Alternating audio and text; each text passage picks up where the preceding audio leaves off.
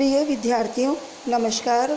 मैं professor Anuradha Gupta, associate professor LBS government PG college Kotputli. आज के इस वीडियो लेक्चर में आप सभी का स्वागत है। आज हम विजयनगर साम्राज्य के शासन प्रबंध का अध्ययन करेंगे। विजयनगर साम्राज्य मध्यकाल के दक्षिणी भारत के हिंदू साम्राज्य में से एक प्रमुख साम्राज्य था। विजयनगर साम्राज्य के अधिकांशतः शासक कुशल शासक प्रबंधक थे। इस काल में शासन का जो स्वरूप था वो वैदिक शासन प्रबंध का के आधार पर ही था। सर्वप्रथम हम केंद्रीय शासन का अध्ययन करेंगे। केंद्रीय शासन में शासन का प्रमुख राजा होता था। राजा राज्य का सर्वोच्च अधिकारी था और राज्य की सभी शक्तियां उसके हाथों में केंद्रित थी। वह निरंकुश होता था, किंतु वह मंत्रियों के परामर्श से ही शासन संचालन किया करता था, किंतु वह उनके परामर्श को मानने के लिए बाध्य नहीं था। राजा अपने मंत्रियों को स्वयं नियुक्त करता था और उन्हें पद से हटाता था। विजयनगर के अधिकांशतः राजा जन कल्याणकारी थे। वो वैभवशाली जीवन व्यतीत करते थे। राजा शासन को कुशलतापूर्वक चलाने के लिए मंत्रिमंडल का गठन किया करता था।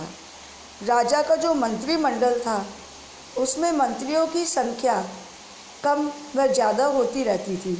मंत्री शूद्रों को छोड़कर सभी जाति के व्यक्तियों को नियुक्त किया जाता था। इन मंत्रियों में सेनापति, प्रधानमंत्री, वित्त मंत्री एवं विदेश मंत्री के अलावा प्रांतीय सूबेदार और पंडित भी होते थे। पंडित का कार्य न्याय करना था। पंडित नीलकंठ शास्त्री जी का कहना है कि केंद्रीय सरकार के 2 राजकोष थे।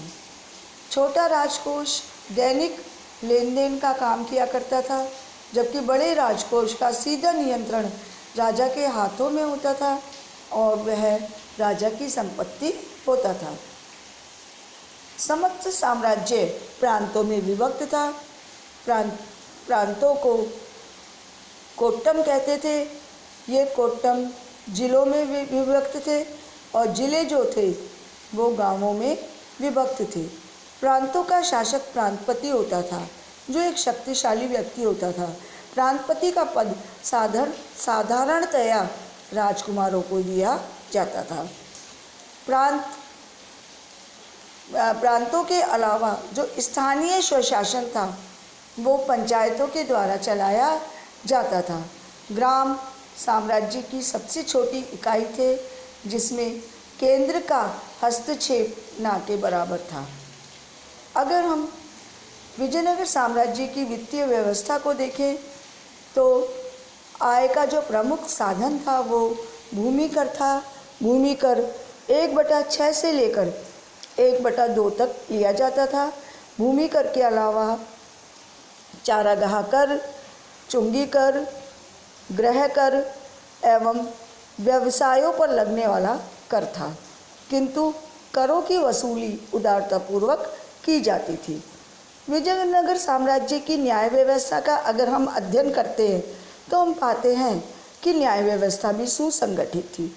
न्याय का आधार हिंदू धर्मशास्त्र थे, किंतु दंड विधान कठोर था।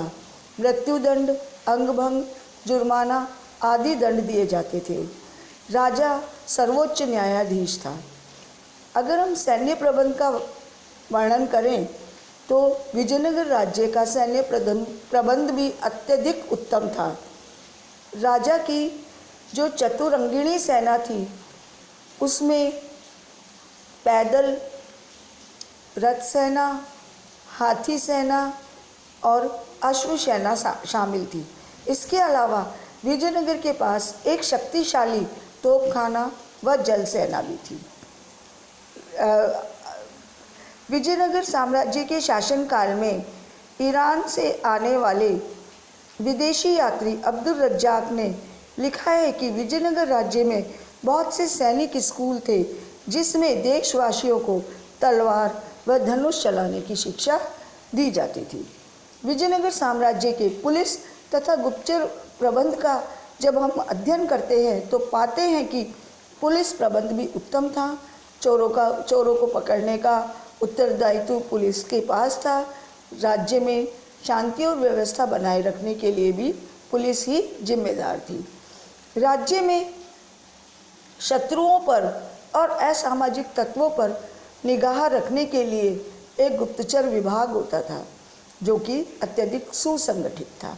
इस प्रकार अगर हम देखें तो कुल मिलाकर विजयनगर का शासन प्रबंध उत्तम था। राज्य में प्रजा सुखी और समृद्ध थी। धन्यवाद।